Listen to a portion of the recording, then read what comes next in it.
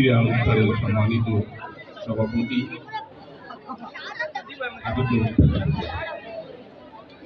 সম্মানিত প্রধান অতিথি, অন্যান্য অতিথিবৃন্দ, আমার এলাকার খেলাপ্রিয় উপস্থিতি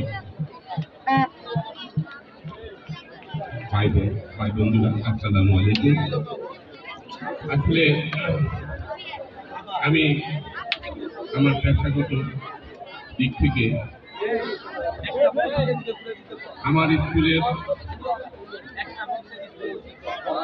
কার্যক্রমের সাথে খেলাধুলাটা ওতপ্রোতভাবে জড়িত।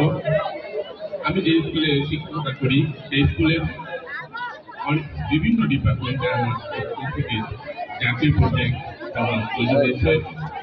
সেই সাথে আমি যেহেতু যুক্ত, আমি নিজেও একজন ছাত্র জীবনে খেলার সাথে নিজে খেলাধুলা করেছি। খেলা হচ্ছে এমন একটি প্রাণ যে জাতিকে সামনে নেওয়ার, জাতিকে উন্নত করার, জাতিকে বিশ্বের দরবারে প্রতিষ্ঠিত করার একটি মাধ্যম হচ্ছে খেলাধুলা। আজকে যারা এখানে খেলাধুলার আয়োজন করেছে তাদেরকে আমি আন্তরিক মোবারকবাদ জানাচ্ছি। আগামীতে যেন এই খেলাধুলা বিভিন্ন আঙ্গে কন্টিনিউয়াসলি আপনারা আয়োজন করেন এবং এই জন্য আয়োজন কমিটিকে যত প্রকার সাহায্য সহযোগিতা আমাদের কাছ থেকে আপনারা আশা করবেন, আমরা আপনাদের পাশে থাকার জন্য অঙ্গীকার ব্যক্ত করছি। পাশাপাশি যারা এই অনুষ্ঠানের প্রধান অতিথি, বিশেষ অতিথি হয়ে আসছেন, তারা আগামীতে জাতিকে নেতৃত্ব দেবেন, জাতির কর্ণধার হবেন। আমি তাদের কাছে প্রত্যাশা রাখতে চাই তারা যেন সারা বাংলাদেশে এই খেলাধুলাকে উন্নত করার জন্য জাতীয় পর্যায়ে অবদান রাখেন, এই আশাবাদ ব্যক্ত করে সকলকে ধন্যবাদ জানিয়ে আমি আমার বক্তব্য শেষ করতে একটি হলো শহীদ তরুণ একাদশ, আরেকটি হলো এডিএক্স ইন্টারন্যাশনাল। এর মধ্যে শহীদ তরুণ একাদশ চ্যাম্পিয়ন হয়েছে। আমি দুদলকে অনেক অনেক শুভেচ্ছা জানাচ্ছি আমাদের এই স্বেচ্ছাসেবকের পক্ষ থেকে।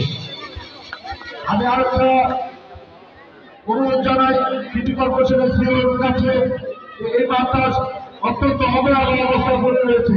একটা সুন্দর কন্ডিশনে এই মাঠটা যদি একটু সংস্কার করা যায়, এই এলাকার বা পার্শ্ববর্তী এলাকার আজকে যে খেলা দেখলাম, এই খেলা খুব সুন্দর হয়েছে, কিন্তু মাঠটা যদি সুন্দর হতো খেলা আরো সুন্দর হতো। আমি জনগণকে শুভেচ্ছা জানাচ্ছি। এই টুর্নামেন্টে যারা অংশগ্রহণ করছে সবাইকে শুভেচ্ছা জানিয়ে আমি আমার বক্তব্য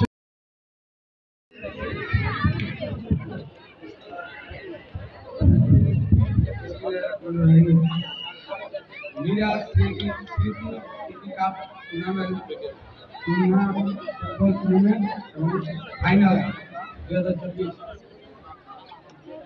আমি ধন্যবাদ জানাই আজকের খেলার যে অনুষ্ঠানে আমাকে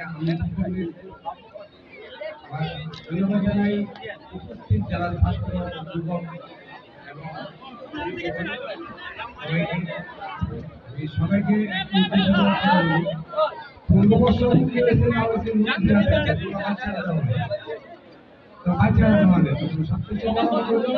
লেখাপড়া পড়তাম, লেখাপড়ার পাশাপাশি খেলাধুলা যদি করে স্বাস্থ্য ভালো থাকে, লেখাপড়া করে অর্জন হয়। লেখাপড়া করি আর খেলার পাশাপাশি খেলাধুলা করি, পাশাপাশি মাদককে না করি, লেখাপড়াকে হা বলি আর খেলাকে হ বলি। এগুলো বেশি কথা বলবো না। ধন্যবাদ। আসলে আমার সিনিয়র ব্যক্তিবৃন্দরা অনেক কিছু বলে গেছেন। বিগত সরকার কি করেছে সেটা বড় বিষয় না, আমরা ভালো কিছু করবো সেটাই বড় বিষয়। আমরা ব্যক্তিগতভাবে আমার যতটুকু করণীয়, আমার ক্ষমতায় ঘোরাবে যতটুকু, এই মাঠটা আসলে যে লেকের সাইডটা এগুলা খুব পরিত্যক্ত অবস্থা আছে, রিস্কি পজিশনে আছে। আমরা সিটি কর্পোরেশনের সাথে কথা বলে অবশ্যই এখানে একটা ফান্ডের ব্যবস্থা করবো, যাতে মাঠকে সংস্কার করা যায়। সাথে কথা বলবো যাতে আরেকটা জিনিস, এই মাঠের এই লেকের সাইডটাতে আমরা আমাদের স্বেচ্ছাসেবকের মাধ্যমে কিছু গাছ পাঠাবো। আমি সেই গাছগুলা তারা বলে দেয়, তাহলে তাছাড়া কোনো অক্সিজেনের যে একটা ব্যবস্থা সেটা করতে হবে। গাছটা যখন লিকেজ থেকে লাগে তখন আর মাটিগুলো সরে যাবে না, এই লিকেজ হবে না এবং পাখির বাসা বাঁধতে পারবে, একটা পরিবেশ হবে। ইনভারনমেন্টটা আমাদের জন্য খুব একটা ইম্পর্টেন্ট একটা জিনিস।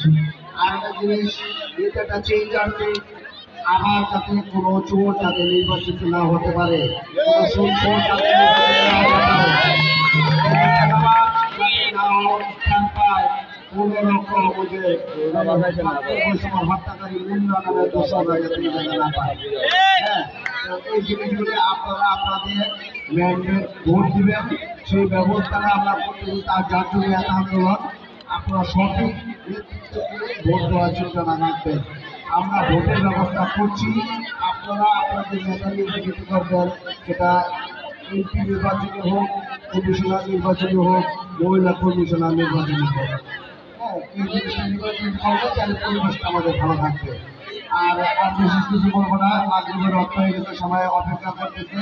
সবাই এই সুন্দর একটা অনুষ্ঠান আয়োজন করার জন্য আমি সবাইকে এবং জামালউদ্দিনকে সবাইকে আন্তরিকভাবে ধন্যবাদ। আমি ব্যক্তিগত সাক্ষীকে আবারও বলবো যে আমরা ওদিন থেকে গাছগুলো দিয়ে দেবো, যাতে সাক্ষী আমাদের সাক্ষী সংগঠনের যে টিম আছে এখানে গাছগুলো অবশ্যই নিতে চাইলে আমরা প্ল্যান্টেশন করে আমাদের নিজের উদ্যোগী করে দেবো। শুধু এলাকাবাসী আপনারা দেখে রাখবেন, হারাই গেলে বাচ্চারা কিছু আর মেয়েদের দিকে চলে যাওয়া আর বিভিন্ন বাংলা জাতীয় ছাত্রদের জিন্দাবাদ, বাংলাদেশ তারেক রহমান জিন্দাবাদ।